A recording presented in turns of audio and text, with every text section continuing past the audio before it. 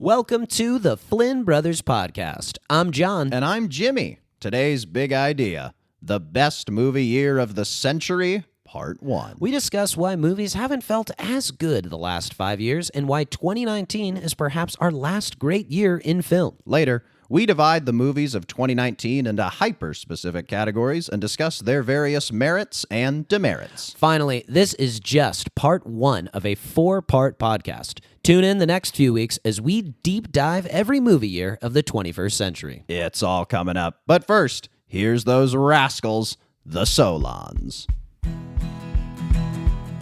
Oh yeah. Oh yeah. Oh yeah. Oh yeah. Oh yeah. Oh yeah.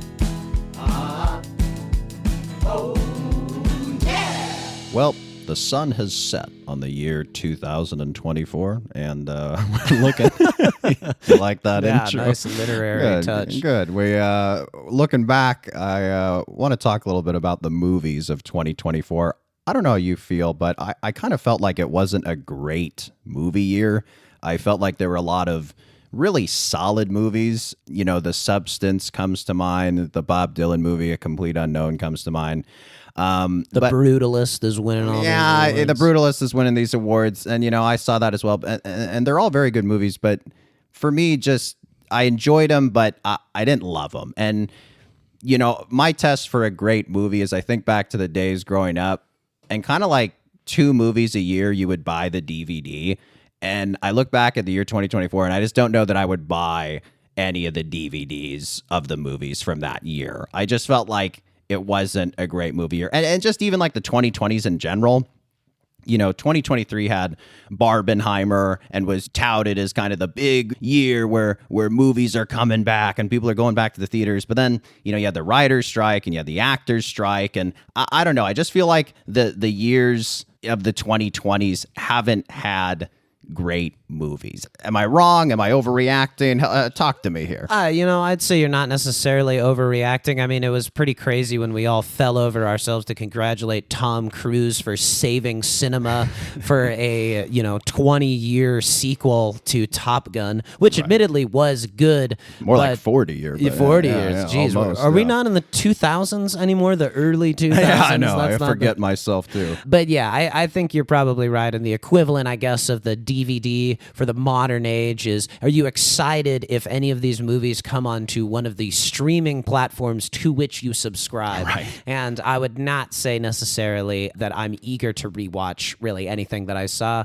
this year, last year. You know, I mean, Barbenheimer definitely had that zeitgeisty feel for it. One for the ladies, one for the dudes, sort of typically, but the dudes loved Barbie and quite a few chicks loved Oppenheimer as well. So it's just like something that I think everyone could kind of rally around, and it was awesome to go to the movies. But yeah, definitely there's a weird point that we've found ourselves in, a little bit of a lull where I think a lot of money has gone to big sequels or live action versions of animated films, and as a result of that money going there, perhaps it's not going to some of these other little would-be darlings. And I mentioned the strikes, and you know, COVID obviously was a big impact on the film industry. So you have a lot of these movies being delayed, you have them being recast, you have just all these different challenges that they face, and really winding the clock back. You know, we've talked about this before.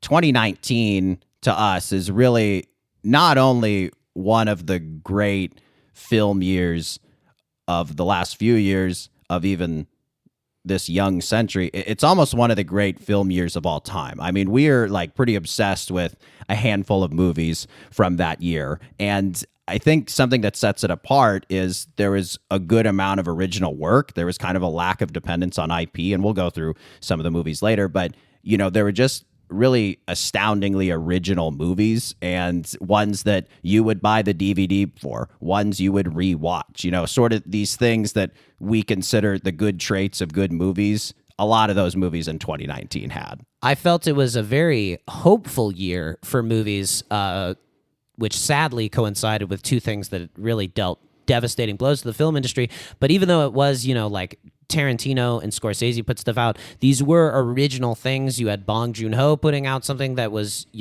probably something that is considered an all-time classic. And it felt like there was going to be this greater appetite from audiences. Jordan Peele put out something, greater appetite from audiences to see something that a great director had made and sort of expressed their spirit and sense of self, and in a throwback way. These were kind of classic, more old school type movies, and that there would be this increased desire and hunger for them. But they're pretty risky movies, from a financial perspective. People usually like, if you're going to finance a movie, knowing that it's going to make money. And you can have that, with directors who have names, but for these, sort of up and coming people, sometimes it isn't as easy to secure that big paycheck to make that original film. And our love of the movies of 2019, there may be a bias to it because it was the year we moved down to Los Angeles and were pursuing writing for film and TV. And I think for us, we were just, early 20s, early mid 20s, steeped in, got to be specific here. Don't want to get fact checked. Yeah, but you can lie about your age. It's Los Angeles. In this buddy. town, yeah. So yeah, I think for us, we were so steeped in trying to voraciously consume as many movies as possible. And it just coincided with such a good year in film.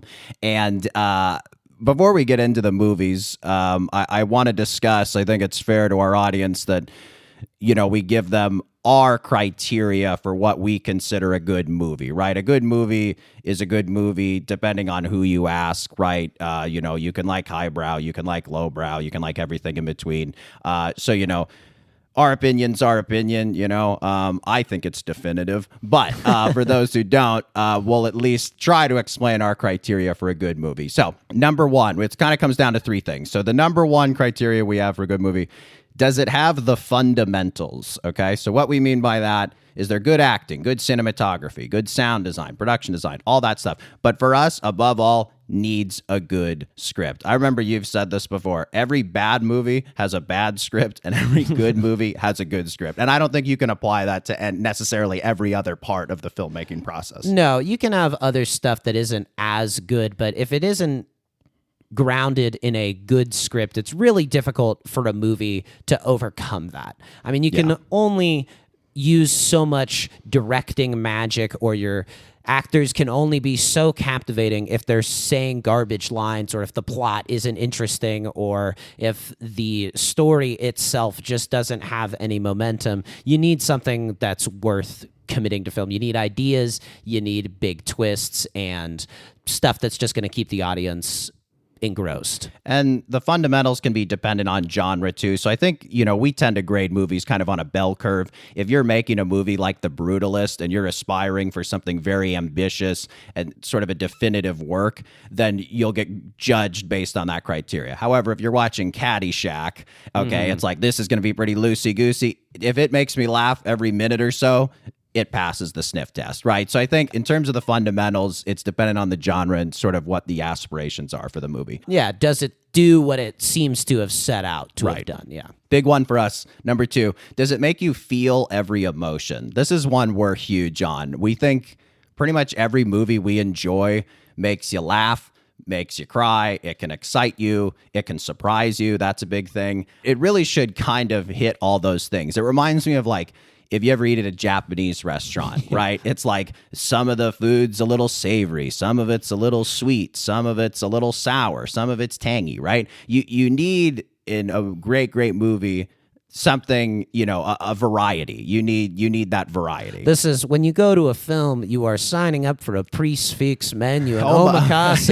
I really want the chef to show off everything that he can do. Yeah. And when it comes to a film, that's what you want. You want to have all the boxes checked. Even in comedies have to have emotional moments, have to have dramatic moments for there to be stakes, for there to be tension built that's punctuated by laugh, and the exact opposite with dramas. You have to have some laughs so that your audience isn't just being crushed by the oppressive weight of what you're laying on them. You have to give them a little bit of a break every now and again.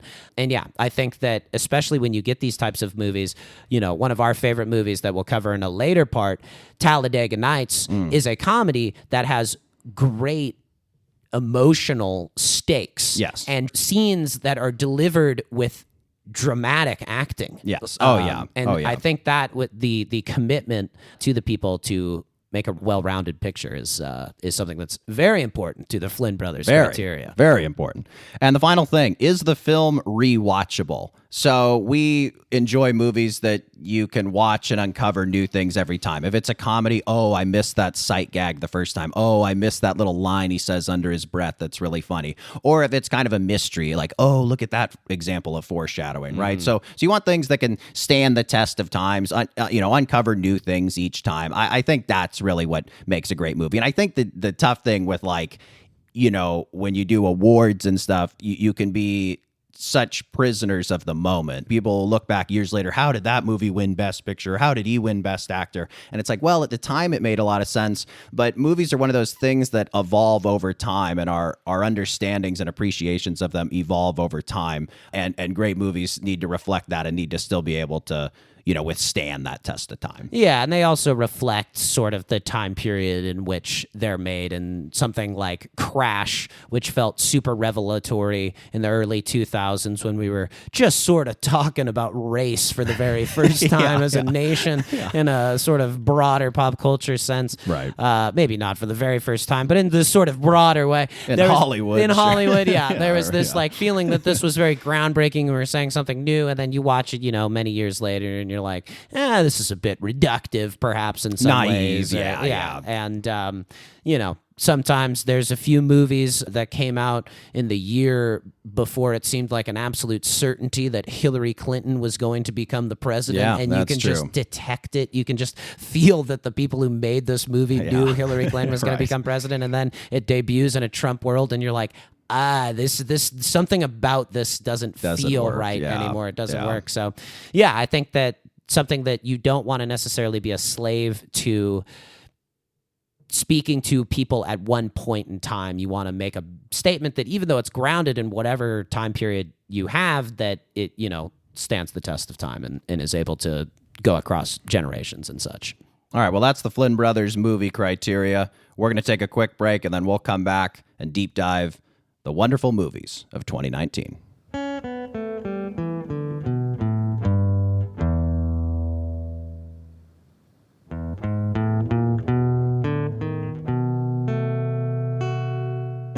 And we're back. Okay.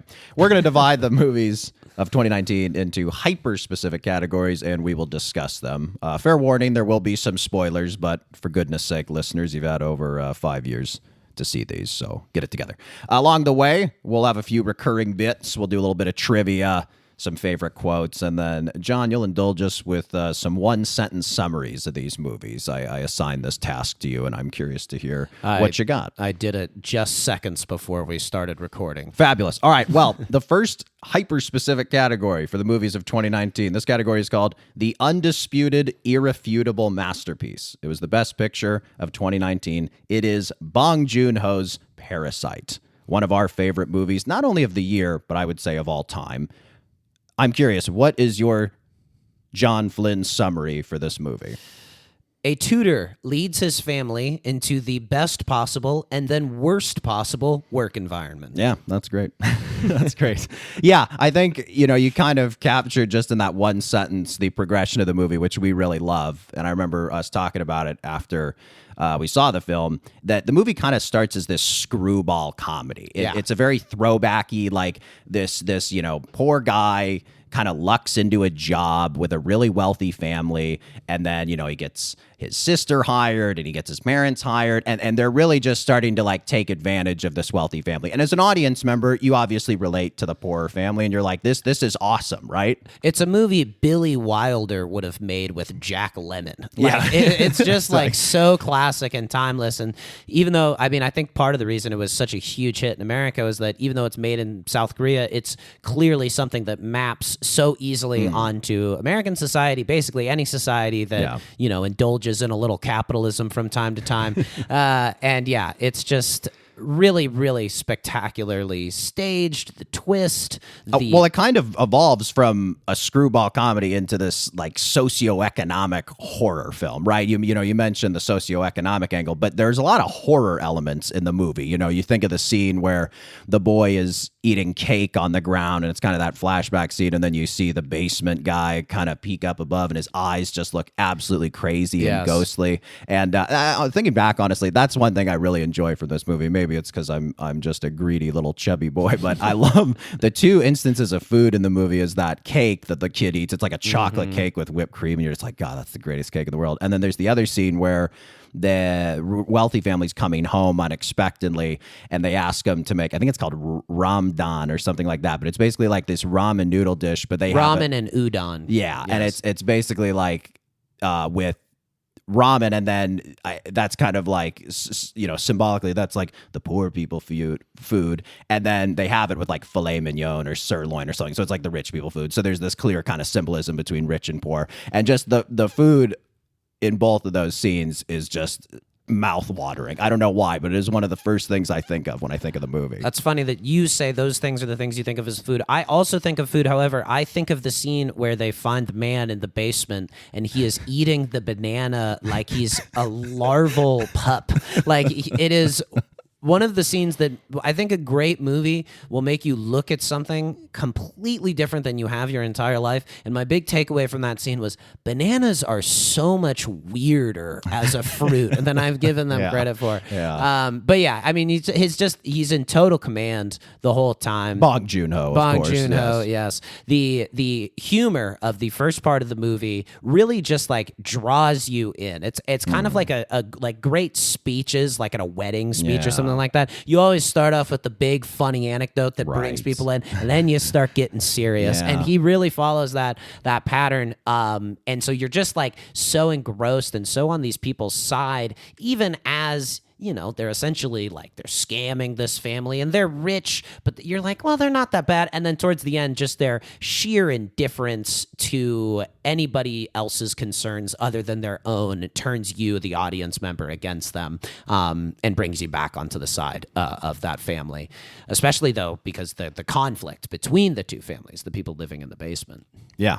The one thing I love too is the editing, and it is part of the reason why the movie progresses so well. And we've talked about this very, very specific instance in the movie in which the basement family comes upstairs and they've got the main family tied up, and they are telling them how, we used to take advantage of this family, and they talk about how they used to sort of be the help. And there's this beautiful flashback to where, they talk about we would be in the garden and we would stand in this room and the sun would bathe us, and they're like listening to music on the record player, and then dancing in like slow motion. And it's very gauzy and romantic, dreamlike.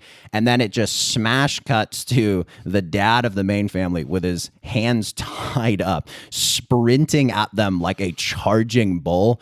And just the contrast of this dream to just this insane, violent reality. It is one of the greatest cuts from one shot to another shot that I've ever seen in any movie, other than me thinking of the cake and ramen. That is also what I think about when I think about Parasite. Well, I think the editing there is so effective because you are lulled into that memory along with the triumphant family who's had them tied up. You let your guard down as an audience just in the same way that they do. And so then the surprise hits you in the same way that it hits those characters. And just the faces, particularly of that dad who does the charging, just his long cheekbones. And you can just see the weight of his life and the demands that these people are putting on him and how sick and fed up he is of all this stuff, which I think too is another great necessary thing to talk about when we talk about films. You just have to have people who are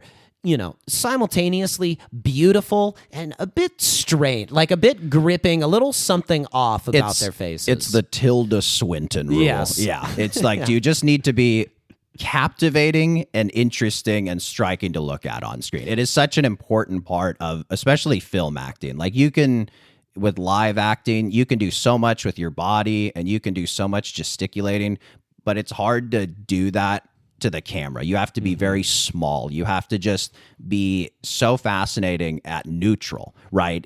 Forget about hyperdrive, right? You just need to be so fascinating to look at in neutral. And yeah, the dad, I forget the name, Song Kang Ho. I feel like something like that. I'm such a whitey right now, but we'll have our producer Will fact check. It is. Is it Song Kang Ho? Oh, good for me, Yeah, man. Good for me. I am woke. Really okay. well done. Really quick. I just had one little trivia question for you.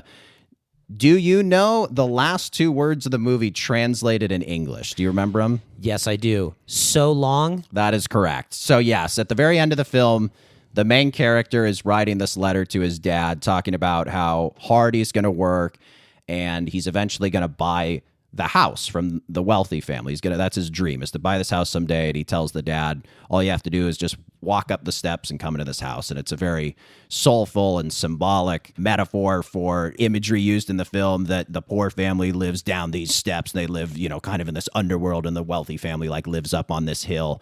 And the last two words I think are so fascinating. So long, he's, saying goodbye, literally. But then so long, to me, it almost is like this dream he has is going to take so long, or the odds of it happening are so long. Yes. Yeah, and I think the other thing that it really just captures well is there's so many movies or pieces of art or just people's expression in general of the unfairness of capitalism. And you can even just hear it when I'm saying it. You're already rolling your eyes and being like, oh, God, enough. But I think this movie really, really effectively does it without it being heavy-handed, without you even realizing that you're internalizing these things. And I think people who, aren't in the 0.001% like these people are, there is this feeling that you can only kind of get the good times for a little while, and it comes through some sort of sneaky manipulating of the people who have all the stuff when they're not paying attention. You can have it for a while, but there's going to be some other person coming up. And I just think that captures the statement that is the film in and of itself is so much more effective at saying that than any analysis of it could be. So I guess we're just wasting everybody's time. Yeah, well, something to think about, I guess, while you watch it. You got to do something till you die, huh? All right, next category. This category is called flawed but brilliant epics. Okay, so these are long, great movies that have some pretty clear flaws, but are also kind of endearing. So the first one is Quentin Tarantino's Once Upon a Time in Hollywood. What is the John Flynn summary for Once Upon a Time in Hollywood? Two best buddies drive around Los Angeles before torching a bunch of hippies. Yeah, that's pretty much it. Emphasis on drive. There's a lot of montage of driving, which the film was criticized for, but you've seen it 7-8 times like we have, and it's now become one of our favorite parts. But I think the big reason this movie is a sentimental favorite for us was, I said before, in 2019, we moved down here. We're riding together, we're attached at the hip, we're living together, we're hanging out together all the time. We are very similar to the Leonardo DiCaprio, Brad Pitt relationship, all the way down to we look exactly the same as they do. Spitting images. We've had many discussions as to who is who. Sometimes it trades off. Sometimes you're Cliff. Sometimes I'm Rick. Sometimes it's the other way around. But yeah, I think just seeing these two guys kind of tail end of their prime, right. Still got it, like the Pitt scene in particular where he whips his shirt off. Yeah. You're just it's almost like if that scene there is like if Mike Tyson had knocked out Jake Paul. It's yes, we'll all never die. He's still got it. And I think that really is part of the appeal of it. And not only that, it's that Tarantino, one of, any white guy's favorite directors. Oh, yeah. Still has it as well. That this is a good movie. It's overlong in parts. There are parts that you can rightfully critique, but I'd say overall it's a highly successful picture in that it does exactly what it seems he set out to do. So some of the flaws we've discussed, there's an act 2 in this movie that is quite long. There's a lot of scenes of Rick Dalton, the character played by Leonardo DiCaprio, struggling to act on set of this hack Western show. And there's this very long scene in particular with the actress' name is Julia Butters. She plays the kid who's on the show with him. And there's this sort of behind the scenes, they're off to the side of the set and they're talking about acting and process, and she's sort of scolding him for his lifestyle. And it's a very cool scene, and it's very interesting, and it's very watchable, but it just kind of stops the movie dead. And I would say as a casual viewer of the movie, it's going to frustrate you. For guys and people who love Tarantino, it's really enjoyable. Tarantino himself has referred to the movie as a hangout movie. Just by that term alone, I'm sure our listeners can think of movies they've seen that are like that. It's movies that are in no rush to show car chases and explosions and, crazy love stories. It's mostly just about like the characters hanging out, talking, a lot of character development. Diner is sort of a movie like this. I think the one he always references is Rio Bravo is sort of like this. I just think for a casual listener, it requires a bit of patience. Yeah, I think part of it, too, is the way that the script is set up, that essentially what Tarantino is going to do is rewrite one of the darkest chapters in Los Angeles history. Right. And all he's doing before that is just letting you know what the characters were up to before that moment. I wouldn't say necessarily everything really builds like, everything has been leading to this as much as stuff just sort of happens. And I think too, me and Jim had saved up a bunch of money, which allowed us to be sort of unemployed down here for a little while. So there was a bunch of afternoons where we were like, you want to just go see Once Upon a Time in Hollywood? Yeah, again? we saw it 4 times in the theater. Yeah. And I think what was interesting about that was this Julia Butters scene that you mentioned was one of my favorites the first time that I saw the movie. I was just like, wow, she's really precocious. And wow, this is an interesting side of Tarantino to show. Like, this isn't just, blood and guts. This is a little girl, like, who's kind of really dedicated to her craft and shows that he has this appreciation for actors. And as it went on, I just sort of found it a little bit twee, a little bit sort of overwritten, a little maybe kind of unbelievable in terms of just like there isn't that much to dig into. On the first watch, it's really cool and it's like a fun surprise that like, oh, I didn't expect this to be in a Tarantino movie. And then a part that I did not like on the first viewing that you referenced is all of the scenes of Rick Dalton in this fake TV show that is not good. It is like purposefully not good. Like dated, and the lines are hacky, quasi-racist. Yeah, certainly quasi-racist.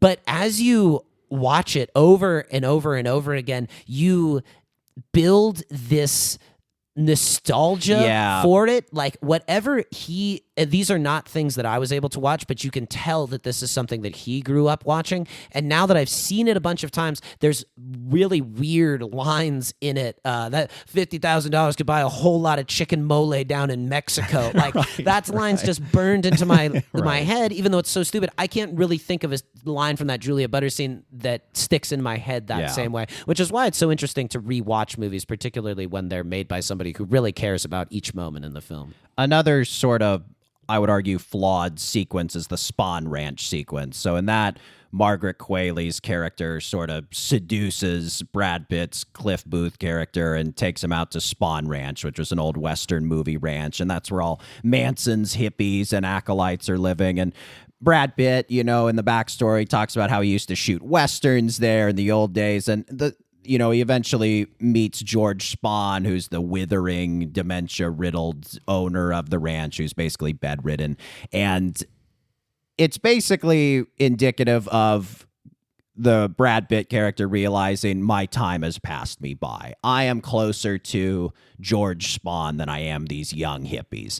And it's very effective in that sort of subtext sense. However, just watching it, the first time you see it, it's quite suspenseful, but then it kind of is a little anticlimactic. And the Bruce Dern performance is very kooky, I would say, at best, and just kind of confusing at worst. And I think, again, it's like a 20-minute chunk of the movie that I think has some flaws. But, it's so funny. We've seen this movie, like I said, 7-8 times, and it's like we've got to the point where we just kind of justify the pleasures, where it's like, I don't know that I 100% agree with this choice, but it's kind of why I love this movie. Yeah, I think, he's done the sequence where you go into the creepy house. Like, like Pulp Fiction, for instance, has this, where you're going down into the basement and there's something down there that you ain't ever seen in all your days. It's so twisted and messed up. Gimp suit. Yeah, Gimp suit. Marcellus Wallace having unspeakable acts done to him. Right.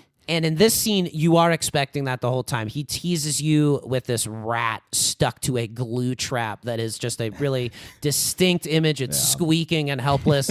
And Pitt's going in there, and you're just like, oh, man, Manson's going to be back there, and he's going to, cut him up with a samurai sword or something like that. Right. But instead what happens is this old man that Brad Pitt is desperately trying to connect with and can't. Yeah. And I think there is something theoretically interesting about it. And it's interesting, certainly the first time you see it, you kind of like get to breathe a sigh of relief, and then you realize, oh, it actually isn't, this isn't the scary thing. What's scary or what is suspenseful or dangerous is on the outside when all these hippies are starting to get suspicious and coming after him and things like that.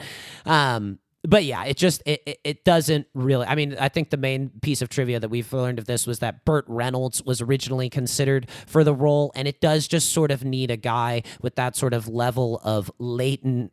There's no other way to say it. Sexual charisma that Bruce Dern just lacks. And when he talks about Squeaky Fromm doing things to him, it is just sort of nauseating. Yeah.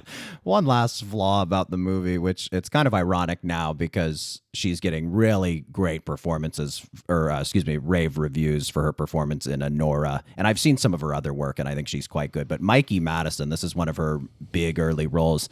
And she's one of the Manson hippies, and gets a pretty violent end toward the end of the picture. Gets not only beaten severely, but then lit up with a flamethrower. She gets the worst of it. She gets the worst of it. But there's this scene of the hippies. It's Austin Butler and Maya Hawke and Mikey Madison, and I'm spacing. I think there might be one other actor in the scene. Yeah. And it's the hippies before they are talking about going and doing this raid.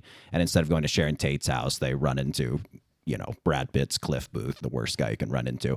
But Mikey Madison is doing this thing in the car where she talks about how, Rick Dalton, the Leo DiCaprio character, by starring in these violent Westerns, is sort of perpetrated violence through the media upon to the American public. And she's like, think about it, man. And just like, it's this very like kind of stereotypical like hippie performance. And she's very young when she does the movie and stuff. So, she hadn't has like as much experience as maybe some of the other people in the scene. But it is just so funny that like she probably, we're taping this before the nominations for the Oscars come out, but she'll probably get nominated for Best Actress. And it is just so hilarious that I see in all these interviews, it's like, well, I saw her performance and, Once Upon a Time in Hollywood, I had to cast her and I just thought she was so great. And then like, we always go back and watch that scene and we're just like, God, really? Like who would have known she would have become such a, celebrated actress, right? Yeah. I think what she's going for is maybe she's like on acid or some sort of drugs in those scenes. But the problem, I think you compare it to the later scene when Brad Pitt smokes the cigarette dipped in acid, and it's like, and away we go. And then he's just moving slower, which I think is a more interesting choice than cranking up the sort of RPMs the way that Mikey Madison does. And just for completion's sake, it's Madison Beatty, or Beaty is the other hippie. As the other hippie. Oh, great. It also just feels, just to put a bow on this, Once Upon a Time in Hollywood feels like the most personal Tarantino movie. I just mentioned the theme of violence through the media. Something he's always been criticized of is something he kind of nods to.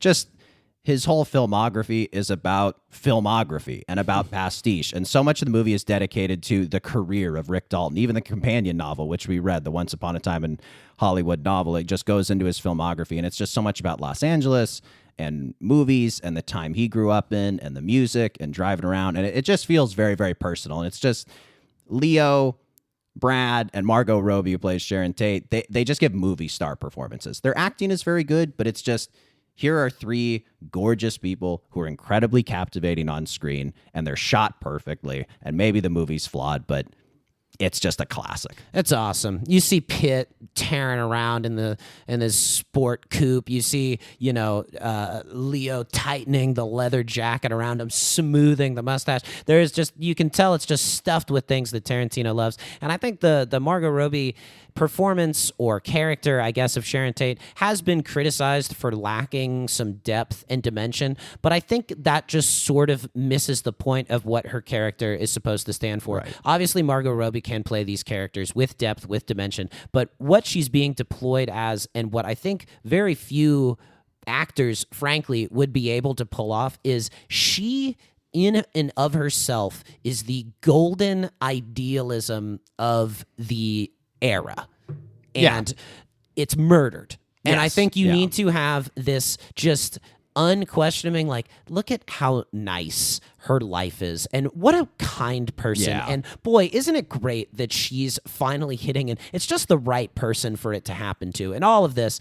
And I think that, would it work better if she has some big blowout scene where she's fighting with Jay Sebring about her not being respected as an artist or something like that? It's like, I just don't think it really is necessary or serves the movie.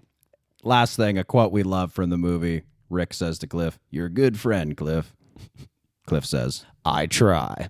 Love it. Final thing, it's about two good buddies. It's awesome when you have a movie that's about two best friends. That's right. It's probably why we love it so much. Yeah. Best friend. All right. Last movie in the flawed but brilliant epic category. It is Martin Scorsese's The Irishman. Let me hear your summary for Martin Scorsese's The Irishman. All right, as you recall, Once Upon a Time was two best buddies drive around Los Angeles before torching a bunch of hippies. The Irishman is two best buddies drive around the tri-state area before torching Jimmy Hoffa. Great.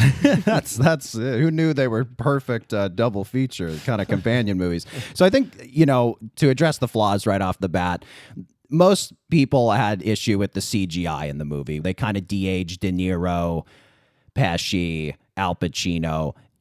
Scorsese's claim on the de-aging technology is it's sort of like makeup for the actors. You kind of just got to think about it as makeup. And I understand people having flaws, complaints with it. And I think the technology's gotten better. But you brought up a good point after we saw it. And, you brought up that this movie is taking place from the point of view of De Niro, who's in a retirement home. And the de-aging technology gives it almost this gauzy, dreamlike look to it. And so you thought it kind of served the material in that it's like, this is what he's remembering. I think when you remember stuff, you don't remember yourself as the age you were. You remember maybe a slightly younger looking version of your current self. Even when you have memories that go back to fourth grade, you're still like 30-year-old John Flynn writing his name up on the board because he talked in class or something like that. You know what I mean? So in that way, I didn't really mind. You always run into such a big issue, too, of trying to find a actor who not only looks like the older actor that they're supposed to be the younger version of, but has the chops as well to pull it off. So it's sort of a pick your poison type of thing when you're dealing with a timeline this long. And I just thought it was an interesting choice by Scorsese, and I can see why, as a guy, who started making film when you had to literally cut reels of film together to edit them, would be interested by a technology like this. Another flaw, it's a very long, 3.5 hour movie. It's, I think we chose not to see it in theaters just because it's like, we're going to have to pee. Really quick, can you indulge the audience with, you have this great comparison. I think one of the sort of virtues and vices of the film is the Al Pacino performance as Jimmy Hoffa. It's very big. It's quite a contrast to De Niro, who's made his career on very subdued performances, and then Pacino, who's kind of made his career off these huge performances. And this is a really big, shouty performance. What is sort of your band comparison for the actors in The Irishman? Yeah, you've got Pesci and De Niro are basically the drum and bass, just keeping a really steady, nice groove that it's like, I'm liking this. These guys, they're really laying something down, but it's just missing. It needs a little something. And then Pacino slides out on his knees and is doing an epic guitar solo, which is basically his whole performance is just guitar solo all the time. And then he takes a breath, he's dabbing his forehead forehead. He's getting a sip of water, and then right back to soloing. He's screaming the whole time. He's wearing a ridiculous suit. He's got the funniest thing too that I always notice is he's wearing like workman Dickies white socks with his suit that makes him like the Teamster. So there's a lot of just like details like that I think the movie lends itself to, as long as it is rewatching. And it's more fun, I think, than you would think of it typically being for a movie that long about a historical period that is relatively forgotten, quite frankly. The acting's really strong in the film overall, not just Pacino's eating ice cream and shouting, but also De Niro gives, I would say, probably his best performance of the century. I mean, it's kind of a century of hit or miss De Niro performances, but it's really soulful. The scene that comes to mind is when he calls Jimmy Hoffa's wife after he's just killed Jimmy Hoffa, and he's just stammering and really can't explain himself. This woman who he had called a friend for decades, and this man who he respected and really admired, he had to kill. And it's really just a brilliant piece of acting for someone who, I think at the time he's in his late 70s when he gives the performance. And then there's another shot of him where Pesci tells him basically he's going to have to kill Jimmy Hoffa, and they're at this like big function, and De Niro looks across the dance floor and sees Hoffa dancing with his daughter, a daughter whose life he was never present in. And just the look on De Niro's face is just so hangdog and so layered, and just it is such a good performance. And Pesci too. The Pesci moment that really sticks out is toward the end when they are in prison and Joe Pesci is doing the communion. They're having grape juice and bread in prison, and Pesci is aged up in this, right? He's probably like more like his late 80s, early 90s in this part of the movie. And he's just shaking and he's frail and he's like eating the bread and dipping it in the grape juice, and it's all on his lips. Like, when you eat with old people, it's just like, oh, wipe your lip. It just is so unbelievably realistic. Oh yeah, he's gumming the bread, like just mashing it in his teeth. In Once Upon a Time in Hollywood, you have Margaret Qualley delivering her like, I'm just sort of hitting adulthood. Look at how young and flouncy, and here I am. I'm doing all my pretty girl tricks. Right. The polar opposite of that is the Joe Pesci performance where he's like, I'm old now. I'm real old. And look at how old I can be here. And I think both of those things are interesting things to put on film. Typically the Quayle thing, there's much more examples of that, but having that sort of almost like thing you can just retract. It's like, you can't look this old and desperate younger actor. Right. You can't land this scene with the gravity that I am as I'm gumming this communion. Another funny thing about it is the fact that De Niro, who is, just Scorsese's always casting De Niro as like not an Italian guy. Every other movie, De Niro's the most Italian guy. Yeah. And in this, it's like, you got blue eyes, and I think you're Irish. Yeah, you're the Irishman. You're the Irishman. The quote I really love from this movie is Joe Pesci tells this to De Niro. He says about the mafia, if they can whack a president, they can whack a president of the union. And the movie's fascinating because in that it's basically saying the mob killed Kennedy, and if the mob wants to, it can kill Jimmy Hoffa. And it's just so funny that, this film was based on a book, I Heard You Paint Houses, by the guy Frank Sheeran that he plays. I think that's his name. And it sort of just takes his point of view and his recollection as fact. So it, like, in the universe of this movie, the mob killed Kennedy. And like in the universe of this movie, the De Niro character killed Jimmy Hoffa. So it is just very fascinating that this movie just sort of accepts the reality. And I think what makes it so rewatchable, like Once Upon a Time in Hollywood, is it's just kind of fun to be in this mid 20th century era, even though it's a volatile era and an era of change. Just the look of the cars and the suits, and it just is a really fun viewing experience. People are prosperous. You could have a 2-story house with a wife and kids if you drove a truck. Right. Like, it's just this glorified, time in America that wasn't great for everybody, but for these guys was really great. And so it's just kind of fun when it's good, obviously. There's always the midpoint in a Scorsese film where things start going downhill. But yeah. So quick trivia question. At one point, De Niro visits a place in Miami called Lum's Hot Dogs before he visits Jimmy Hoffa, and he's bringing Jimmy Hoffa some chili dogs. and there's this sequence where they're making the chili dogs. What is Lum's secret to their chili dogs? What is the secret sort of preparation that makes them so good? They steam them with beer. Man, you are tough to beat, buddy. You really nailed that. All right, we're going to take a quick break. We'll be right back.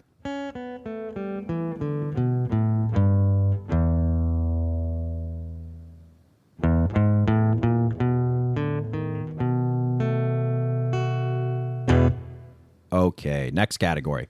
Perfect capital A American movies. What is a capital A American movie? Well, we essentially mean that to believe this is an American movie that if you were to show someone who is not from America, it would very clearly communicate what America is about. We've talked about Talladega Nights before. That is a perfect capital A American movie. If you ain't first, you're last. There Will Be Blood, a perfect capital A American movie. So that is this category. And the first movie is James Mangold's Ford v. Ferrari. Let's hear your summary, buddy.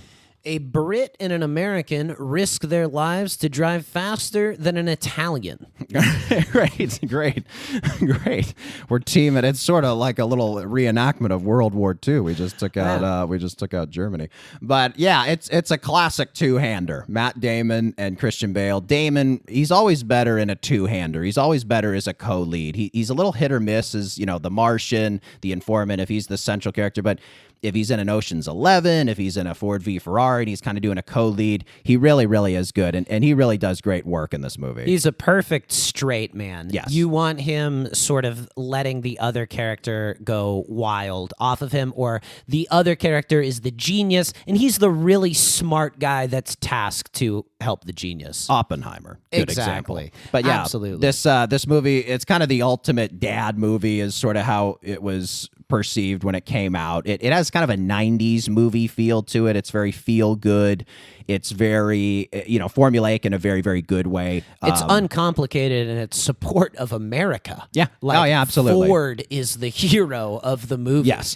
Yeah. And great sound design. If you ever get a chance, if you didn't see it in the theaters, if you have a good surround sound setup, our folks back home, I remember we watched it there, and the surround sound and the sound editing really is strong. It in terms of a race car movie, you really feel like you're in the car. My favorite quote is from Henry Ford II. This comes when he's very resistant to Damon's character the whole movie, but there's this point in the film where he finally is on board with Matt Damon's Carroll Shelby and Christian Bale's Ken Miles, and he wants them to build the race car. And this is what he says. He says, quote, "I want the best engineers, the best drivers. I don't care what it costs. We're going to build a race car, and we're going to bury that goddamn greasy wop 100 feet under the finish line at Le Mans."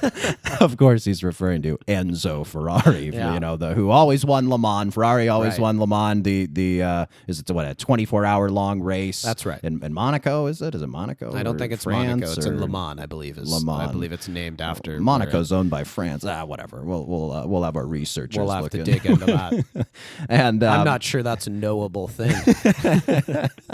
But no, that quote is so funny, man. I remember watching the movie with our dad, and he absolutely loved that line. And, it just goes to show casual racism against Italians. You got carte blanche in 2025. Yeah. Okay, you're good to go. The French, the Italians, the Irish, go for it. Yeah. Let it rip at the accepted whites now. Yes, I think the other scene that jumps out to me that's sort of similar in there is Damon. He knows he's going to get chewed out. They've lost or whatever, and he's watching the folder get passed from hand to hand, and he mentions that to Ford, and it's like that's another just classic straight shooting American guy. Like, you can't have this committee. You can't draw this horse by committee. The American angle too. This movie's so much about our nation's ingenuity. It's about pull yourself up by your bootstraps with a little elbow grease, little hard work. You can do anything. So I think it's quite a celebration of American ingenuity in a cool way. Yeah, and it's like, I think what's funny too is to that scene about the folder is that it's not about everybody working together. It's like you get 4 guys who work together, or more specifically 2 guys who work together and call all the shots. And I think that kind of testifies to this sort of individualism about America as a reference that, as we talk about these capital A American movies, the best form of individualism is when two guys just really give everything they got, and they're the ones who actually do know best. They don't need any outside counsel. 100%. All right, trivia question. So reportedly, Christian Bale for this movie had to lose 70 pounds. So that's a lot of weight. Why was it so much weight? What movie did he do before this movie that necessitated him losing so much weight? Do you remember? I believe it was The Dark Knight Rises. No. Because he would have been ripped for that. I'm sorry. I know. It's Cheney. Vice. Yeah, Vice. Yes, he plays playing Dick Cheney. Exactly. Yeah. So he was huge in that. I mean, I remember watching Vice, and he just disappears in that movie. You're watching Vice, and you're like, is Christian Bale in this movie? Because I'm just watching Dick Cheney. That is him? But we're not talking about the movies of 2017 or whatever that came out. We're talking about the movies of 2019. Specifically, perfect capital A American movies. Our next one in the category is Jordan Peele's Us, a movie we absolutely love. Go ahead and tell us, what is your summary for Jordan Peele's Us? Evil twins emerge from hell to kill their above-ground doppelgangers. Perfect. So it's Peele's second best movie, I would say. It's also his second movie. He did Get Out in 2017, and then this was his follow-up, Us. I think Get Out is maybe a little sharper in its writing, but this movie, I would say, is a little sharper in its directing. He just, to me, feels like he has complete control from the first frame. I find this movie pretty underrated. I know you agree. I don't really get why people don't celebrate this one as much. To me, it's works as a metaphor. It works at face value as sort of a suspenseful horror movie. Why do you think that maybe it just hasn't got the recognition? I think it's less clear as to what the moral of it is. And I think if you really drill down into the moral of it, it's that there's a huge section of society that we've just essentially left to fend for themselves in desperate and terrible circumstances. And I think that's not something that people really love feeling or thinking about too much. It's not why they go to the movies, maybe. Whereas Get Out is a really sort of fun exploration of, racism and how white people make black people feel comfortable, but with ulterior motives, et cetera, et cetera. And I think the other way that I would describe it is Get Out feels like a movie that, and I know he wrote and directed it, but it's almost like he dug it out of the ground. And it was like this movie that had always existed in the ether, but that he was the one who discovered it. And it's like, it could have been made 40 years ago. It could have been made like a much further time in the past, but it was just Jordan Peele, right person, right time, just everything came together for that movie. There was such tremendous momentum behind it.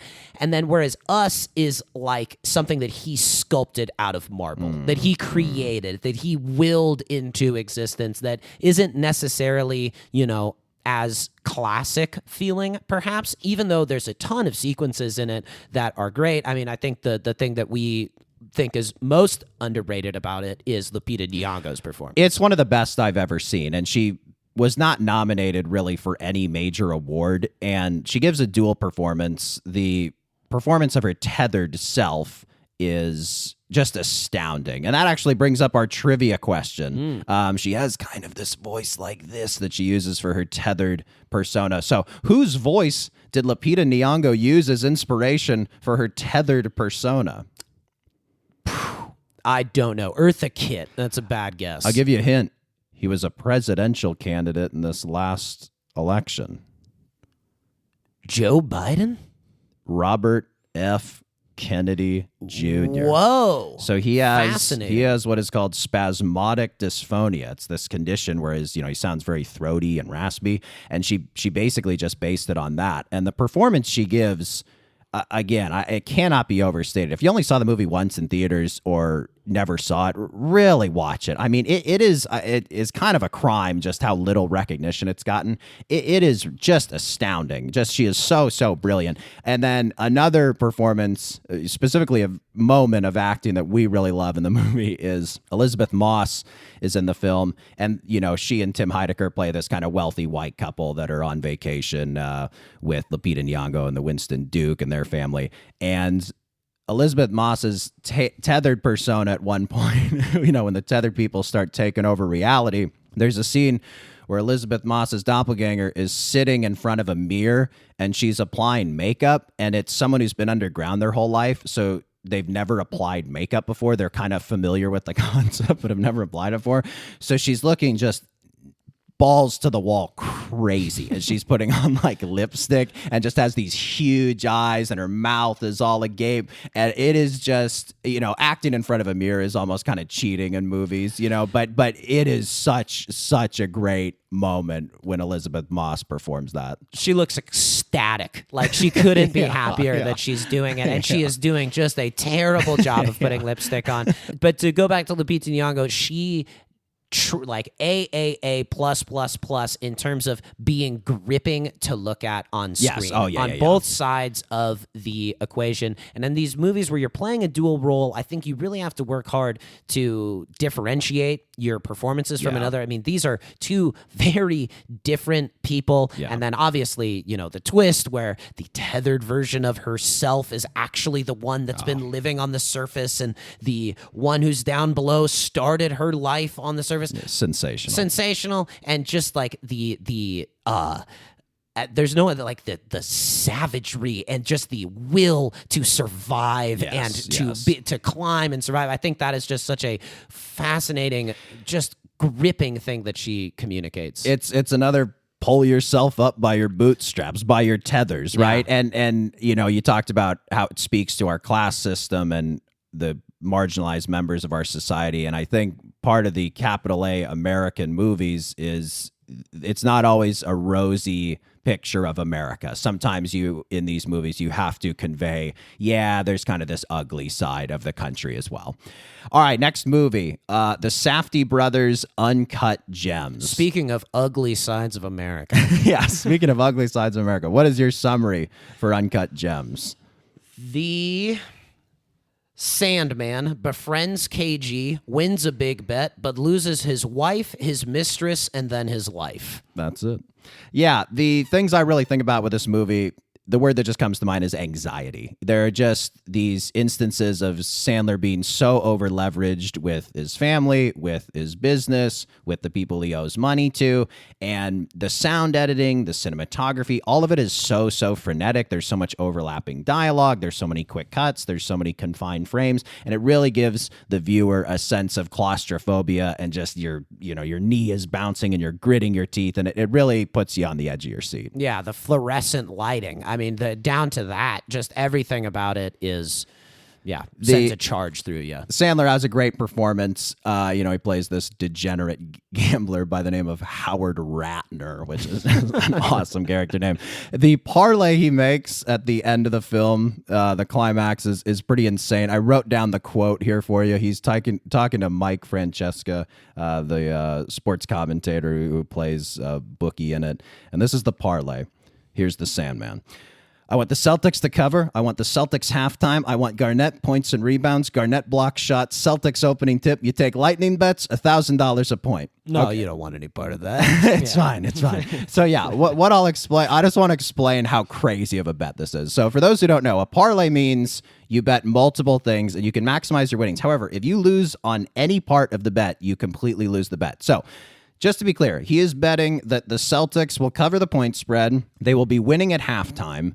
Garnett will get the over on his expected points and rebounds. He will also get the over on his block shots. And he is also betting that the Celtics will win the opening tip. So because this is a parlay, if the Celtics were not to win the opening tip, an absolutely insignificant part of a basketball game, he would lose the entire bet. He bets thousands of dollars. And then Lightning bets, he says $1,000 a point. So for a Lightning bet, that is basically where you assign a monetary value to a point that either goes over or under. So say the over-under for a game is 200 points, and the teams with 2 minutes left in the fourth quarter are tied 100 and 100. So for every point over 200 combined score that those teams were to get, you would get $1,000, okay? So if the teams went on to score a combined 8 more points, you would win $8,000. If the game went into overtime and 25 more points were scored, you'd win $25,000. Conversely, it could go under. So if it doesn't go all the way up to 200, say the teams only combined for 180, you would lose $20,000. So it is an absolutely degenerate bet. And I think it's part of why the movie's so American. We love are degenerate gamblers. We covered on the horse racing episode, right? It's something that's capital A American. Yeah, people love making a huge bet. They love making money in a quick get-rich scheme, and that is absolutely what it is. But I think the other part of it that's so critical to the success of the movie is the Sandman himself. Oh, yeah. Howard Ratner is not a likable No, character. no, He's no. in debt. He lies to everybody. He's a bad father. He's Mistress, a bad husband. He's yeah. a mistress. He's not even a good, like, lover to his mistress. Like, every single thing about him is an unlikable thing. So what you do is you take everybody's favorite guy and you put him in this role. And it's sheerly by his inherent winsomeness that he is a likable protagonist. Do you think it's his best performance? Unquestionably. I would yeah. say it probably is. Yeah. Yeah, I think he's really phenomenal in it. Quick trivia question. Who did the Safdie brothers want to play the basketball player before Kevin Garnett signed on? This, I'm pretty sure I know, is Joel Embiid. Incorrect. Dang it. This would have been their New York guys. This would have been a player on the New York Knicks, early 2010s. I got it now. Amari Stoudemire. That's it, Amari Stoudemire. And I believe Jonah Hill they originally wanted instead of Sandman, but I think that worked out for the I best. don't think it would have been as successful. I agree. Yeah, I think Sandler's just kind of ends up being perfect. You know, you mentioned Sandler dying at the end. I remember the first time we saw it, we were talking about how bummed we were that Sandler dies at the end. You know, he wins this crazy parlay, you know, all his dreams come true, and then he immediately gets shot. And, you know, for us, I think it was a little bit like, oh my God, they shot Adam Sandler. It's like seeing Bugs Bunny get shot. But it's so funny because in the context of the movie, he wins this great bet and then he immediately dies. And the thing about being a degenerate gambler is you're always just chasing the next high. So for him to die at the height of him winning this insane parlay, it's kind of a best case scenario for the character, isn't it? Absolutely. And also on the rewatch, you realize how many breadcrumbs the Safdie brothers have laid for you. The guy who kills the Sandman within 10 minutes of the movie, I believe, says, I'm going to kill you. And throughout the movie, the Sandman is antagonizing this guy. He's locking him in the sort of inner chamber or whatever before he gets into his jewelry store. There's literally zero chance that he escapes getting killed by this guy when you watch it from the lens of knowing what's going to happen. And that's why you rewatch movies, to find the breadcrumbs. Okay, next category. We'll do a few quick ones here. So this category is called Surprisingly Great. These were movies that I didn't think necessarily would be good, and they ended up being great. So the first one is Taika Waititi's Jojo Rabbit. What's your summary? A little boy has Hitler for an imaginary friend as Nazi Germany crumbles around him. There you go. Yeah, so the boy is a Hitler youth, and Hitler's his friend, and he gets disillusioned with Nazi Germany, understandably. And it's a good movie. It's very funny. It's very emotional. It's kind of like Ford v. Ferrari in that it feels like a 90s movie. There are, you know, sort of formulaic in a good way. The young boy protagonist, all the sort of mentor figures he has. I just think it's a really, really solid movie. Yeah, you're skipping over the whole Nazi part, which I think is a pretty huge part of it. But I think what's actually really, what people were kind of like, oh, geez, Jojo Rabbit, I don't know. Because of the Nazis and because of Hitler, and you know, there's been obviously some echoes perhaps in modern society now, one might say. But what I thought was so interesting about it and the portrayal of it was that it did not make Nazi Germany look strong. It made Nazi Germany look silly and pathetic. And corporate. Like all the people who are like Nazis are just like corporate stooges and really cowardly. Yes, and also like they're sending little boys and old men to fight on the front line. And it's just like you... And this is a difficult line perhaps to walk, but you feel sympathy for these people for getting deluded. And perhaps that was something that we were feeling as well, and maybe that we feel now that less so. You'll wonder how this movie will age. Yeah, I'm curious about that as well. It was, you know, this movie too was the height of Taika Waititi fever. I think the bubble kind of burst with Thor Ragnarok, but there was this sort of like 3, 4, 5 year period where he was just white hot and was cameoing and everything, and people just absolutely adored him. So yeah, I am curious to see how it'll age. That's fair. Think it's hilarious that he's like, I'll be Hitler. Don't worry about it. I'll do Hitler. Yeah. It's like kind of good of him as the director to fall on the sword. Yeah. All right, next movie, and surprisingly great. It is, I hope I get these names right, Bettinelli Olpen and Galette's Ready or Not. So the comedy horror film Ready or Not. This was one that really surprised us how much we enjoyed it. What was your summary for this? A rich family tries to kill a beautiful poor woman because they signed a deal with the devil. Yeah, that's precisely it. Yeah, really check it out if you haven't seen it. This one flew a little under the radar. The lead actress, Samara Weaving, this was her first breakout role, and she's really phenomenal in it. I think really elevates the film. It's stacked with some great supporting performances, Adam Brody, Andy McDowell, but she really carries the movie, I feel. Absolutely. You sympathize with her immediately. The look of wearing a wedding dress that slowly deteriorates throughout the film is just, great filmmaking, allows you to trace the journey.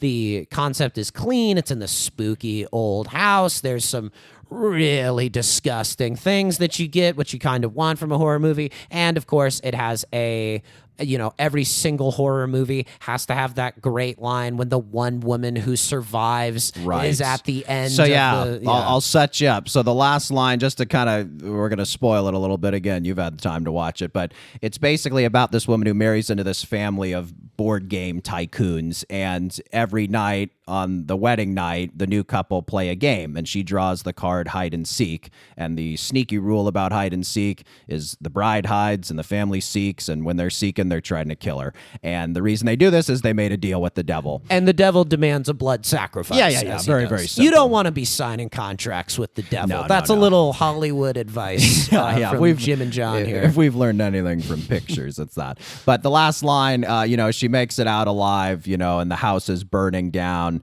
and she comes out and she lights a cigarette, and the cops are showing up, and she's beaten and battered, and the police officer comes up to her and he says, "Jesus Christ, what happened to you?" And she says, "In-laws." So yeah, it is one of the best final lines of a movie of all time. It's really, really great. Quick trivia question: what shoes does she wear the whole movie? Converse All-Stars. Yeah, Chuck Taylor's. Yeah, exactly. Good. All right. Couple other just really quick, surprisingly great movies. We're not going to go too deep into them, but Fighting with My Family, that was sort of the WWE movie with Florence Pugh. She's really terrific in that. Long Shot, that was one we really enjoyed with Seth Rogen and Charlize. 2 notes on that. Best Fighting with My Family, best The Rock has ever been in a movie because he plays The Rock. The Rock, just play yourself in a movie. Play a wrestler. Stop doing whatever it is that you're doing. It's not working. You haven't made a good movie. Ever, possibly. Ever. Yeah. I don't know if he's ever been in a good movie. We'll explore that on another episode. It's something we talk about He's quite so a bit. charismatic as a wrestler. Well, his best character was The Rock. Yeah. He played it for stadiums. I think he's a stadium actor. Yeah. He's not a movie actor. He He's needs a to be in TV the round. Yes, he's a gladiator. But and then, for Long Shot, the movie that really, I think, cemented, to me anyway, Seth Rogen is a movie star. Yeah. Like, he really pulls off this role that he's somewhat been playing a lot his career, the schlubby guy who wins the girl that's way out of his league. But you buy that Charlize Theron and him are in love. Yeah, they pull it off. They really pull it off. And yeah, I think to your point, I don't know that he's really involved with the writing of the movie, but it just shows like he really can coast on his acting. Like he really has evolved to the point where he is a strong enough actor to just carry a movie. And to that point that we've mentioned before about comedy movies having the emotional notes, there's a line in it where he basically, like, you could say this line a million different ways, and he just says it in the most flat affect possible. He's like, "I've been in love with you since I was 13 years old." Right. And it's just like, again, another type of thing. Billy Wilder could have given that line to Jack Lemmon. It's a classic sort of sentiment. Pause to let our listeners Google Billy Wilder and Jack Lemmon. While you're at it, look up IAL Diamond. Yeah, heck of a screenwriter. Last surprisingly great movie, Toy Story 4. I was nervous because Toy Story 3 ended so brilliantly. Went and saw Toy Story 4. It's really, really good. I got to ask you this, though. Are they rolling the dice coming out with a number 5? Absolutely. But hey, man, if you're rolling 7s, you might as well pick up the dice again. What, are you going to leave the table? No, you're you rolling can't. 7s. You're hot. Blow on the dice. Let them ride. Yeah, I don't know. It's like they made 3 perfect movies. They somehow got a 4th that's damn close to perfect if it isn't perfect. And then 5th, I don't know, man. We'll see. All right, last category before we go to break. This category is called Artsy Fartsy. Emphasis on fartsy. and this could only be Robert Eggers' The Lighthouse. This is a true two-hander. Robert Pattinson and Willem Dafoe trapped in a giant lighthouse that is not so subtly a giant dong. What is your summary for this movie? Well, you've sort of spoilt it a little Oh, bit, sorry. but I'll give it a go. Willem Dafoe farts and Rob Pattinson jerks off in a cursed mythical lighthouse. Great. Yeah, that's pretty much it. It's a very simple film, very contained film. If you're familiar with Moby Dick or sort of that genre, I think the movie lands a little better. You know, Willem Dafoe is basically just doing Captain Ahab whole cloth. If there are any Ahab heads out there, this is really your movie. But Robert Eggers, he's done The Vitch, The Northman. He just had Nosferatu, and this movie, black and white, really cool cinematography. The surprising amount of fart and whacking off jokes kind of cuts through the artsiness. But a lot of humor. I think what Robert Eggers does a good job of is taking these sort of stuffy periods that you wouldn't think that you could make it feel lived in, and he really does that well in this one. And then you also get, I think that for the two-hander effect, Dafoe is giving this extremely studied, meticulous, Ahabian performance, and Robert Pattinson literally looks like he showed up, learned his lines 15 seconds before they turned the cameras on, and is like just doing stuff. And he's great in it too, but it's like this really good contrast of like this sturdy, rock solid Willem Dafoe and this grasping, searching sort of Robert Pattinson character that culminates in a really grand finale and a heck of a final image. Check it out. We'll be right back.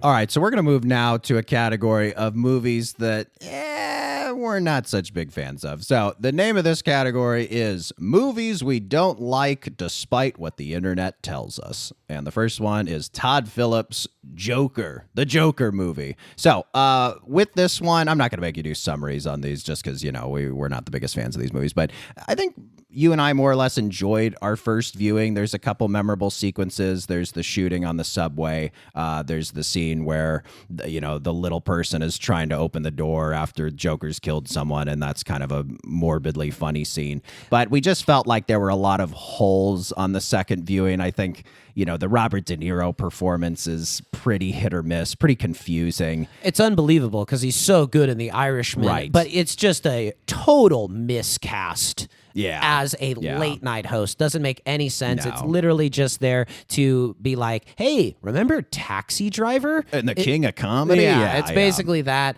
The little person door handle sequence, there's this thing that I think Todd Phillips is going for, where it's like the Joker laughs at things that he's not supposed to. Right. And that scene, I think, captures what he's going for best, where it's like, this is objectively funny. You shouldn't be laughing at this, but this is a funny staging of the scene. I also think that the movie really relies a lot on the mystery as to what is going to happen. For instance, they tease that the Joker is Bruce Wayne's half brother, you're just like, whoa. And if you're a huge Batman fan, then you're just like, I've never seen this take on it. This is fascinating. Eventually they sort of dispel that, and then this whole sequence where he's kind of following that thread seems a little bit pointless. But a lot of the movie just depends on surprise. So I think it works well as a first viewing, but going back to our criteria, is it rewatchable? I don't know how rewatchable this movie is. And there was so much controversy around the time of its release. Like, is it going to incite violence, and its commentary on mental health? And just kind of when you got around to it, it was pretty flat. Like, it just wasn't very incisive or revelatory, I felt, in that sense. So I don't know. I think okay first viewing, but beyond that, meh. All right, next movie in the category. This is Noah Baumbach's Marriage Story. Seems like every Noah Baumbach movie is about New York's artistic elite going through a divorce, and this was just another in a long line of these movies. It just seems like over 3/4 of his filmography is these movies, and all I really want to say on it is, we think his definitive great divorce movie, probably his best movie, is The Squid and the Whale. Yeah. And, you can see Marriage Story, but go back and watch The Squid and the Whale. It's got a great Jeff Daniels and Laura Linney performance. Jesse Eisenberg's in it. He's fantastic. It's just a very small, intimate movie. Everything he needs to say about divorce, he says in that movie. And I just feel like every subsequent movie is just retreading on this same theme. And I get it's been very impactful. His parents divorced. He's gone through a divorce. So, yeah, I don't know, though. Just like as a viewer, it's sort of like we get it, right? Yeah, I think Baumbach, man, the positives you can say about him, he really gives people some interesting characters, master of the crosstalk dialogue. I'm sure he got some really sick jokes into Barbie and Madagascar. But yeah, man, it's like you would like to see him mix it up. And ultimately, it feels like this movie's longest lasting legacy is the memes that were generated from it. The Adam Driver punching in the wall, and then also the Scarlett Johansson where she's free and liberated and dancing with the other actors in the black box. And you mentioned Barbie.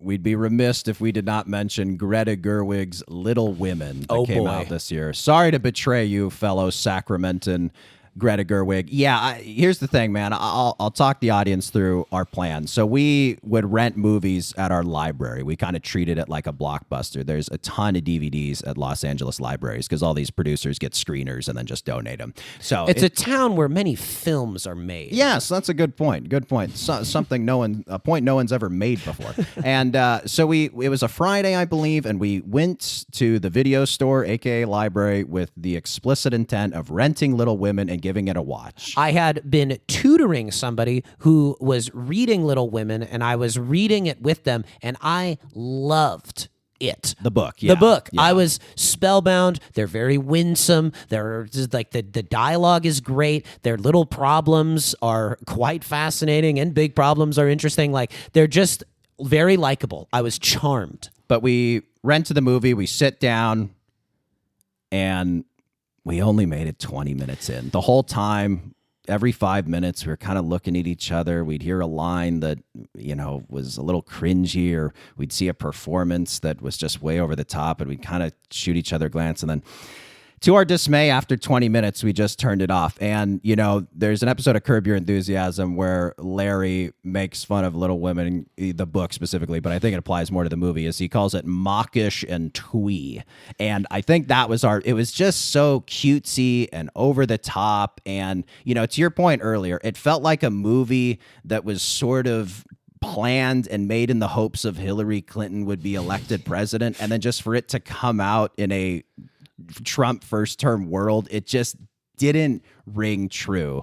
Yes. I think, too, this is a movie that had been made, I believe, 3 times before she got to it. And I think my biggest critique of it was I was expecting it to be a relatively straightforward adaptation. Greta Gerwig, I would have to imagine, has a very intense personal connection to this story. I'm sure she read it growing up. I'm sure she loves the story. However, I just felt there was a little bit too much of her. It was a little bit too clear that the Saoirse Ronan character was Greta Gerwig. Her doppelganger. Yes, in this world. And it just wasn't really what I signed up for. However, my brother and I, probably not the target audience of this film. I'm sure there's a lot of people who turned off Once Upon a Time in Hollywood after 20 minutes. For the flip side of the coin reasons.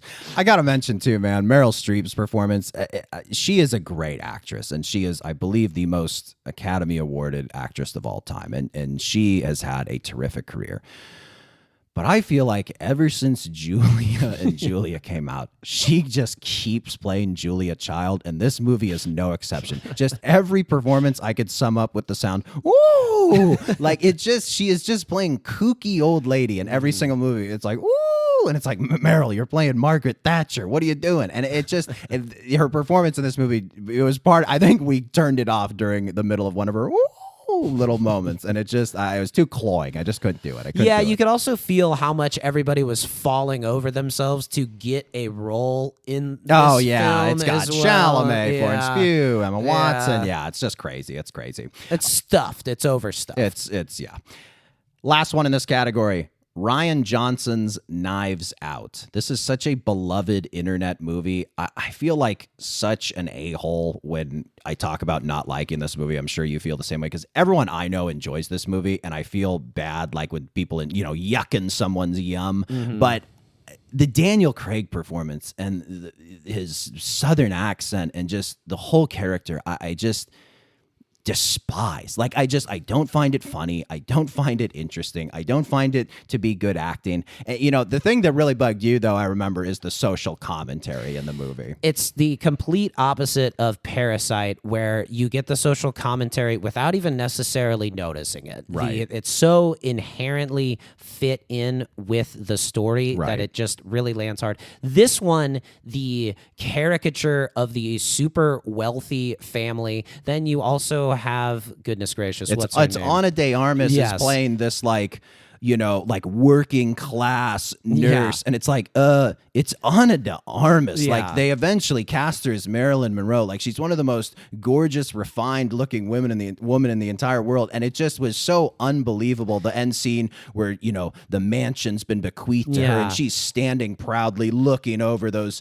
evil rich white people who Yes. she's kicking out of the house, and you're so right. In comparison to Parasite, it just feels so lame. Well, Daniel Craig, the combination is he says to her, "You're a good person," and you don't even necessarily know that she is a good person. She was the personal maid to an evil man, and she was a good nurse, but just because you're a good nurse doesn't mean you're a good person. Maybe we're splitting hairs. you didn't Grinches. buy a lot of it. It was in this obviously hyper stylized way. Agatha Christie. Yes, Yeah, there's yeah. this heightened reality to it. And it's not our cup of tea. I don't think it's necessarily a bad film. I think we had a fine time when we were at the theater, but it's not really something that I'm eager to return to anytime soon. And I think part of it's just overrated. I think people just sing its praises too loudly, and maybe we're bucking against It also, that. I think it signals something too if you liked the movie. Like, it was the very obvious social moral of it is a way of showing that I too also don't like it when bad rich people have things. I think more stuff should go to good poorer people. Yeah. All right. Last category, the franchise toilet. And the first one we're flushing down is J.J. Abrams' Star Wars: The Rise of Skywalker.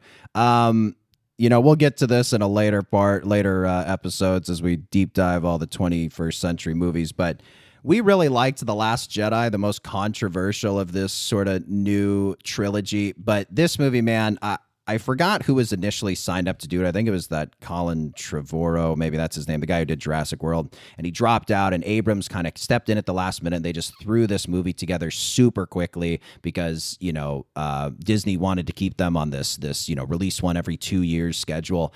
And the script is so rushed. Even the editing and just pacing of the film is so slapdash. But the thing that just kills me about this movie is the big twist. The big twist, I don't even know who says it, but it's said to Rey, and they tell her, "Rey, you're a Palpatine." And just the word Palpatine is so spine-chillingly cringy and just awful. And I remember when that line was said in the movie, just going, ugh. And just, it's already lame enough of a twist, but to just phonetically have the sentence, "You're a Palpatine," is just like, it just was awful, man. And it just, I just, like, there was no sense of childlike wonder. Like, even in the opening scene, I think there's this big,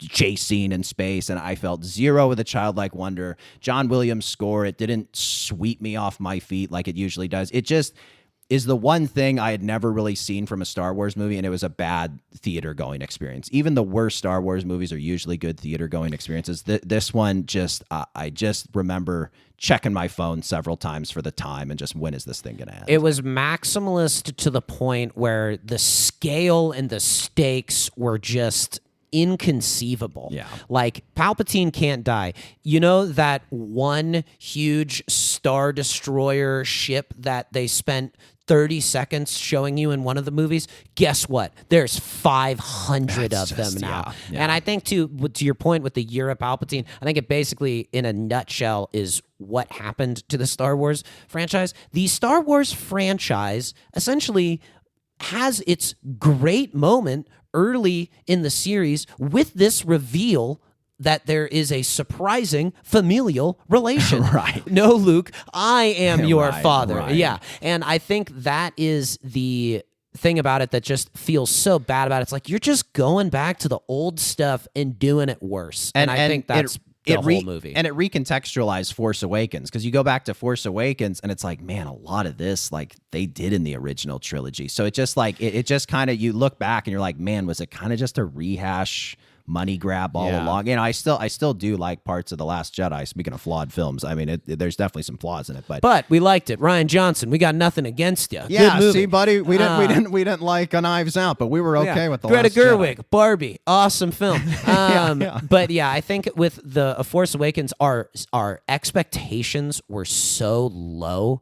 We were just happy that it was a like movie that, you know, I guess the entire movie theater didn't burn to the ground by the end of it. If that had happened, if everyone got to watch a movie and walk out, we were going to be pretty happy with it. That's true. And by The Last Jedi, we'd also seen two. You know, the first one I think in retrospect is not as good, but it was pretty solid. It kind of gave people what they wanted. The second one was more edgy, but raised the standard for what it could be. And then I think everyone would agree that The Rise of Skywalker was worse than that. So, well, the franchise toilet is a little clogged, and I see the turd floating to the top. It's the Russo brothers' Avengers Endgame. And, you know, to be fair, we really liked Infinity War, and we were, you know, we watched a fair amount of the Marvel movies, but this was the last straw. This was the last Marvel movie, as far as I know, that we saw. So, you know, going on 6 years now. But I don't know, man. It just, after Infinity War, which was a really, really effective movie, this one just felt, you know, you just had this sense of what's the point? Like, we know the Avengers are going to save the day. You mentioned, you know, unbelievable, too high maximalist stakes. Scale, yeah. This movie is that to a T. Like the final scene where it's every Marvel character who's ever lived in a CGI glut fest. It was a theme park ride. Like, not to borrow the Scorsese phrase, but it's like, I don't think that critique applies to necessarily every single Marvel movie. Certainly not the first Iron Man. You know, there's plenty of exceptions, but that movie felt like a freaking theme park ride. Yeah, and I think once Thanos is killed and the characters come back, just the sort of stakes that made Infinity War interesting were gone. And there's also the moment where you line up all of the female heroes for Marvel, and there's this big moment. It's like, hey, look at this. Yeah. Like the diversity, pretty impressive. all the gals. But, yeah, it's like the problem with that is like what they're basically trying to do is the Lord of the Rings scene where the ring wraith sees the king's daughter and it's like, no man can kill me. She whips off her helmet, throws her hair. I am no man. Slice. That's awesome. I'm getting chills. Yeah, man, like to that. That's great, and that's using this character's gender in an effective way. And it just with the Marvel thing, it was almost like those companies that are evil, but they have like a board that is like every type of person that you would want to see. It's like, we're not evil. This is good. It just felt like very corporate, I guess, and forced and unsatisfying. All right, let's put a cherry on top of the movie Sunday. What is your favorite movie of 2019? Well, the best movie's Parasite, but my favorite's Once Upon a Time in Hollywood. I have the exact same answer. What a stunning... I know. We need a little more conflict on this show. But no, I completely agree. I mean, I think this movie is very top-heavy. I think there's some just incredible movies that, you know, we went through, especially in the second and third segments. And even these ones that we just, you know, were kind of goofing on. They're fascinating in their own way. But, you know, I think overall it's just a great year in movies, and I'm excited to in the next few parts to go through the other years from the 21st century and see if 2019 really is the best year in film of the 21st century, if there might be a surprise contender that could usurp it. Oh, very interesting. What a tease. Yeah, I mean, just to put a final bow on this, I think Parasite, just the reason why it's the best is its complexity, the classic nature of it, the twists, the turns. The reason why I like Once Upon a Time in Hollywood a little better is with the exception of the very final scene. It's such an easy movie to throw on. There's a lot of moments that are just like fun and breezy, whereas Parasite, it's a real reckon with this type of film, and sometimes that can be a little tiresome. As sort of a final note here, a bow on a bow. On a cherry. On a cherry. My brother and I were critiquing these films. We're discussing their merits and various demerits, as my brother put it. We've had our hand trying to write scripts and have written several bad scripts. Oh, sure. They're very good ones, and good ones, but it's incredibly difficult to make any movie at all, starting from the script point and then to bring it into reality is insane. So frankly, the fact that any of these movies get made is an achievement in and of itself. We don't want to be haters. No, we don't. We want to be magnanimous. If we don't like something, it's not our cup of tea. Tell us why we're wrong. We'd really like to know. Show us why we should reconsider our opinions on these things. But this is just the way that we see it from our limited, myopic, some might say, or diopic, or a couple of fellas. It's biopic, I think. So we'll save biopics for another episode. But if you're fuming and you want to send us something, you can get on your laptop or phone and please subscribe, comment, and leave a rating. You can send questions, comments, or big ideas, suggestions to our business email, flynnbrospod@gmail.com. Thank you to our producer, Will Slade, and we will see you next time on the Flynn Brothers podcast. Buddy, take care. Take care, buddy.